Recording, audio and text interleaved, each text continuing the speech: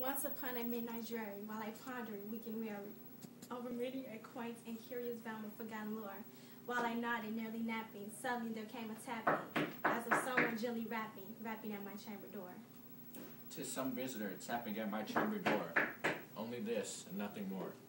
Ah, distinctly I remember, it was in the bleak December, and each separate dying ember wrought its ghost upon the floor. Eagerly I wished a moral. Vainly I had sought to borrow from my book surcease of sorrow for the lost Lenore, for the rare and radiant maiden, whom the angels name Lenore, nameless here forevermore. And the silken sad, uncertain rustling of each purple curtain thrilled me with fantastic terrors never felt before, so that now, to still the beating of my heart, I stood repeating. 'Tis some visitor entreating entrance at my chamber door. Some late visitor entreating entrance at my chamber door. This it is and nothing more. Presently my soul grew stronger, hesitating then no longer. Sir, said I, or madam, truly your forgiveness I implore. But the fact is I was napping, so gently you came rapping, and so faintly you came tapping at my chamber door, that I scarce was sure I heard you. Here I opened wide the door. Darkness there and nothing more. Deep into the darkness peering, long I stood there, wondering, fearing, doubting, dreaming. Dreams no mortals ever dared to dream before. But the silence was unbroken, and the stillness gave no token, and the only word there was spoken was the whispered word. Lenore. This I whispered, and an echo murmured back the word. Lenore. Merely this, and nothing more. Back into the chamber turning, all my soul within me burning. Soon again I heard tapping, something louder than before. Surely, said I. Surely that is something in my window lattice. Let me see then what there it is, and this mystery explore. Let my heart still a moment, and this mystery explore. 'Tis the wind and nothing more.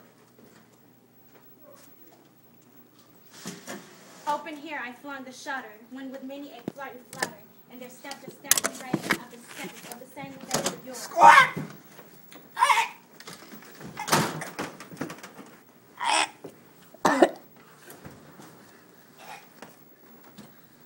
Not the least obscene made he, not a minute stopped or stayed he, but with mien allured lady, perched above my chamber door, perched upon a bust of Pallas just above my chamber door, perched and sat and nothing more, then this ebony bird beguiling my sad fancy into smiling, but the grave and stern decorum of the countenance it wore. Though thy crest be shorn and shaven thou, I said, art sure no craven, ghastly grim and ancient raven, wandering from the nightly shore. Tell me what thy lordly name is on the night's Plutonian shore. Quoth the raven, nevermore. Much I marveled this ungainly fowl to hear his discourse so plainly, though its answers little meaning, little reverency bore.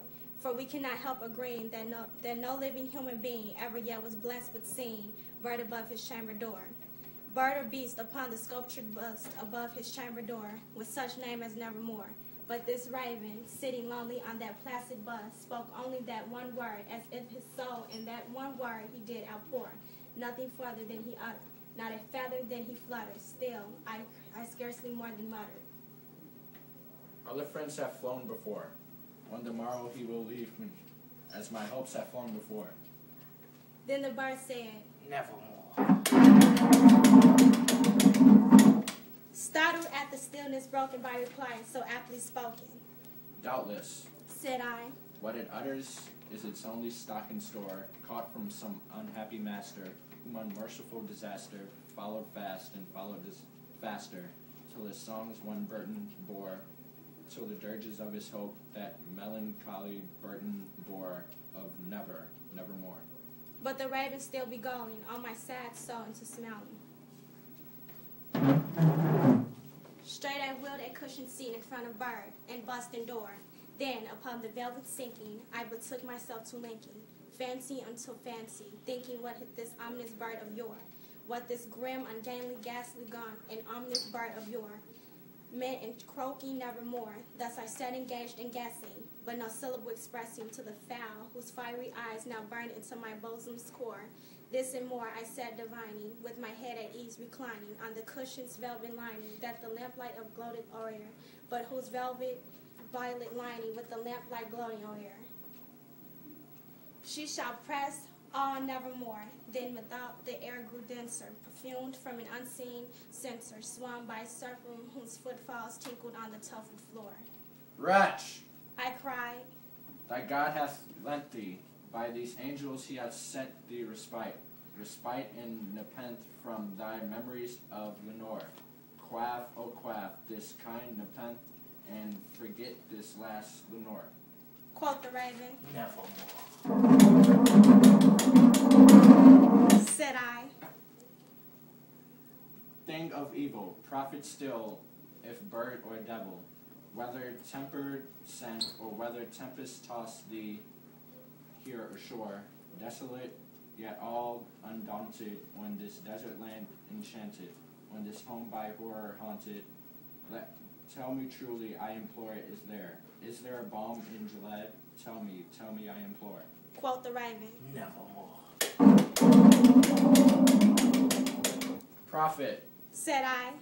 thing of evil, prophet still, if bird or devil, by that heaven that bends above us, by that God we both adore, tell this soul with sorrow laden, if within the distant Aden, it shall clasp a sainted maiden, whom the angels name Lenore.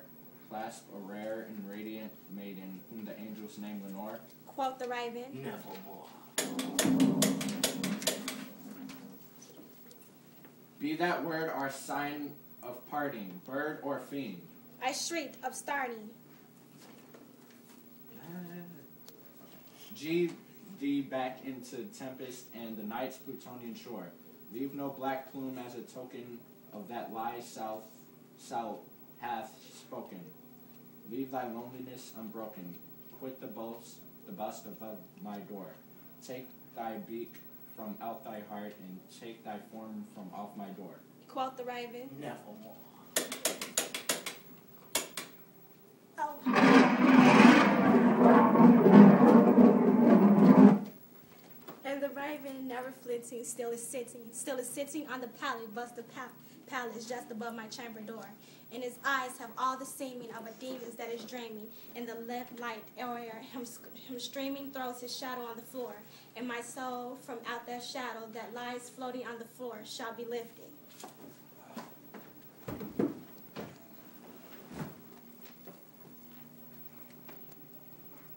Nevermore.